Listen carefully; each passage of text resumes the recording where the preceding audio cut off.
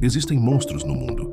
E existem lugares escuros e escondidos na internet onde esses monstros se reúnem, protegidos pelo anonimato e pela criptografia, para partilhar os seus segredos mais sujos. A lei tenta combatê-los, mas muitas vezes está de mãos atadas, um passo atrás da tecnologia. Mas o que acontece quando dessa mesma escuridão surge um outro tipo de fantasma? Um hacker que, por motivos que nunca conheceremos, decide caçar os caçadores. Um vigilante que quebra a lei para impor uma forma de justiça brutal que a própria lei não consegue alcançar.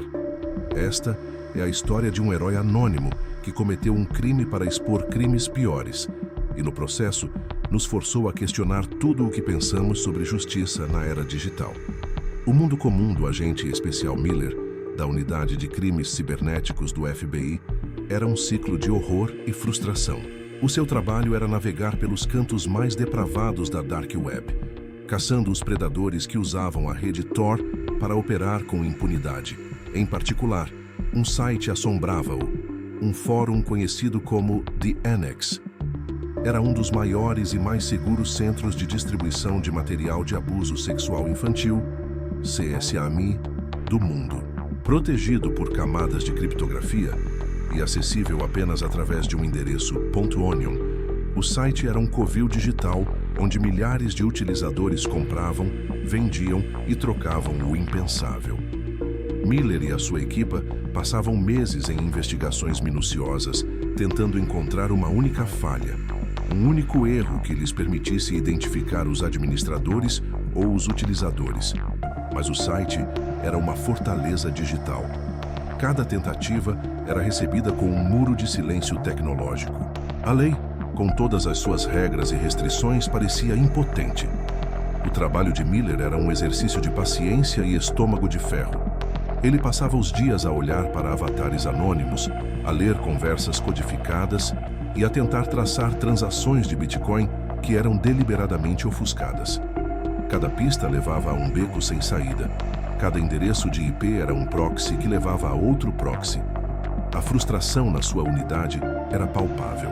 Eles tinham os recursos de uma superpotência, mas estavam a lutar contra fantasmas, numa rede projetada especificamente para criar fantasmas. Eles sabiam que por cada dia que passavam a investigar, mais vítimas eram criadas. O conflito para Miller não era apenas profissional. Era uma ferida moral diária. A sensação de estar a testemunhar o mal puro e de não ter as ferramentas certas para o deter. Enquanto a polícia lutava em algum lugar do mundo, uma figura anônima decidiu que a paciência havia acabado. Não sabemos quem é essa pessoa. Para a nossa história, vamos chamá-la pelo nome de código que a comunidade de cibersegurança lhe deu: Nyx, em homenagem à deusa grega da noite. Nyx não era da polícia. Nyx não seguia regras. A jornada de Nyx foi uma caçada solitária e autoimposta. Por semanas ou talvez meses, Nyx realizou um trabalho de reconhecimento, reconnaissance, intensivo no The Annex. Usando uma identidade completamente anônima, Nyx mapeou a infraestrutura do site, estudou o seu software, procurou por qualquer vulnerabilidade, por menor que fosse. A jornada de Nyx foi uma descida voluntária ao inferno. Cada dia era um exercício de resistência psicológica, forçando-se a navegar pelo conteúdo do site para entender o seu funcionamento. Tudo isso enquanto mantinha uma OPSEC, segurança operacional, absolutamente perfeita. Um único erro, uma conexão de VPN que caísse por um segundo, um pedaço de malware que infectasse a sua máquina, e Nyx poderia ser desmascarado, não apenas pela polícia, mas pelos próprios criminosos do site, muitos dos quais eram hackers habilidosos por si só. A luta de Nyx não era contra um único adversário, mas contra um ninho de víboras digitais, e a única arma que tinha era a sua habilidade e a sua determinação de ferro. Aqui, a análise psicológica é a única ferramenta que temos para tentar entender o que leva um ser humano a uma missão tão sombria e perigosa. O que se passava na mente de Nyx?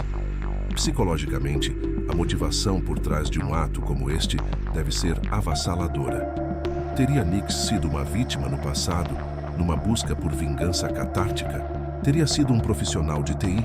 ou um polícia aposentado, frustrado com a lentidão da justiça, que decidiu agir por conta própria. Ou talvez um hacker grey hat que tropeçou no site por acaso e ficou tão horrorizado com o que viu que sentiu uma compulsão moral de destruí-lo? Nunca saberemos, e essa ambiguidade torna a sua figura ainda mais poderosa. O que podemos inferir é o imenso fardo psicológico. Imagine o isolamento absoluto. Nix não podia contar a ninguém sobre a sua missão. Para amigos e familiares, a sua vida continuava normal. Mas em segredo, essa pessoa estava a travar uma guerra solitária contra a pior escória da humanidade. O que mantinha Nix de pé não era o prazer do hack, a emoção de invadir um sistema. Era, mais provavelmente, uma fúria fria e purificadora. A raiva contra a injustiça, contra a existência de um lugar como o The Annex. Cada linha de código que Nix escrevia era um ato de retribuição. A paranoia era a sua companheira constante, mas a raiva era o seu combustível. Era a canalização de uma repulsa profunda em ação direta e tecnicamente brilhante. O clímax da jornada de Nix aconteceu numa noite de março de 2023. Foi um ataque de precisão cirúrgica. Após semanas de sondagem, Nix encontrou a falha que procurava. Uma vulnerabilidade de SQL Injection no sistema de login do fórum, um erro de programação surpreendentemente comum, mas que, neste caso, os administradores arrogantes do The Annex não se deram ao trabalho de corrigir. O exploit deu a Nix acesso à base de dados do servidor. E então o ataque começou. Para o agente Miller e o resto do mundo, o primeiro sinal de que algo estava a acontecer foi quando o site The Annex subitamente saiu do ar. As equipas de monitorização da Dark Web em todo o mundo registraram a queda. A fortaleza havia vacilado.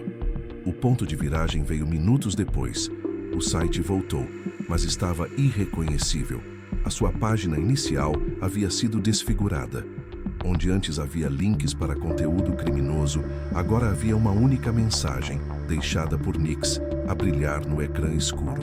A mensagem, segundo relatos, era curta e arrepiante. Os monstros não podem mais esconder-se nas sombras. Eu vi os vossos segredos, os vossos nomes, as vossas conversas. A caçada começou. Mas a verdadeira reviravolta, o verdadeiro gênio do plano de Nix, ainda estava para vir. Era mais do que apenas vandalismo digital. Poucas horas depois, um e-mail anônimo e pesadamente criptografado chegou às caixas de entrada do NCMEC, o Centro Nacional para Crianças Desaparecidas e Exploradas, e para a Unidade de Crimes Cibernéticos do FBI. O e-mail continha um link para um servidor seguro e uma senha. Dentro estava o tesouro que o agente Miller e todas as polícias do mundo perseguiam há anos. Nix não apenas destruiu o site. Nix realizou uma exfiltração de dados completa. A base de dados de utilizadores com nomes, endereços de e-mail, logs de IP, históricos de bate-papo e até mesmo registros de transações de criptomoedas estava lá. Nix não apenas demoliu o covil dos monstros, entregou a lista de todos os seus habitantes para a lei numa bandeja de prata digital. As consequências foram um terremoto no submundo da Dark Web. A base de dados fornecida por Nix tornou-se a maior fonte de inteligência sobre este tipo de crime em anos. Forças-tarefa em múltiplos países, incluindo a de Miller no FBI, iniciaram centenas de novas investigações. A comunidade criminosa foi tomada pelo pânico. Fóruns semelhantes foram encerrados pelos seus próprios administradores com medo de serem os próximos.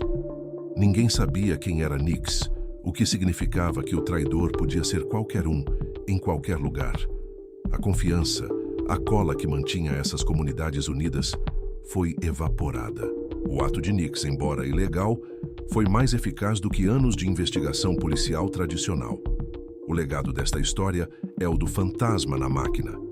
Nix é a personificação deste arquétipo, um agente de mudança desconhecido que surgiu da própria escuridão que pretendia combater. Nix executou um ato de justiça, quebrou uma das redes criminosas mais repulsivas da internet e forneceu as ferramentas para que a lei pudesse agir. E então, desapareceu, sem deixar rastros, sem reivindicar crédito. A identidade de Nix permanece um dos maiores mistérios da cibersegurança. Nix não é uma pessoa, é uma lenda, um mito moderno, um fantasma que apareceu, limpou a casa e sumiu de volta para a noite, deixando para trás apenas justiça e medo nos corações daqueles que ainda se escondem nas sombras. A história de Nix confronta-nos com uma das questões mais difíceis e desconfortáveis da nossa era. É errado fazer a coisa certa da maneira errada? Nix cometeu múltiplos crimes graves, invasão de sistemas, roubo de dados. Mas o resultado dos seus crimes foi a proteção de crianças e a exposição de criminosos da pior espécie. Onde a lei falhou, o vigilantismo digital teve sucesso. Isso força-nos a questionar os limites da nossa própria moralidade e a eficácia dos nossos sistemas de justiça. Esta jornada pela mente de um vigilante mostra-nos que a justiça pode, por vezes, vir dos lugares mais inesperados. Ela revela que num mundo digital sem fronteiras, as velhas regras podem já não se aplicar. A história de Nix não nos dá respostas fáceis. Em vez disso, deixa-nos com uma pergunta perturbadora. Se o sistema é incapaz de proteger os inocentes, um cidadão tem o direito, ou talvez até o dever de intervir, mesmo que isso signifique tornar-se um criminoso no processo. Se esta história o fez refletir sobre os complexos limites da justiça digital, espere até descobrir a história de Pompom Purim, o criminoso que, ao atacar o governo por fama, se tornou acidentalmente o seu auditor de segurança mais eficaz.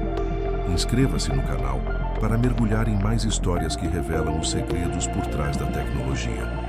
Deixe um comentário. Na sua opinião, um hacker vigilante como Nix é um herói ou um criminoso? E se fosse um agente do FBI, prendê-lo-ia? E se custou? Partilhe com alguém que precisa de ouvir isto, porque às vezes para caçar um monstro é preciso enviar outro. As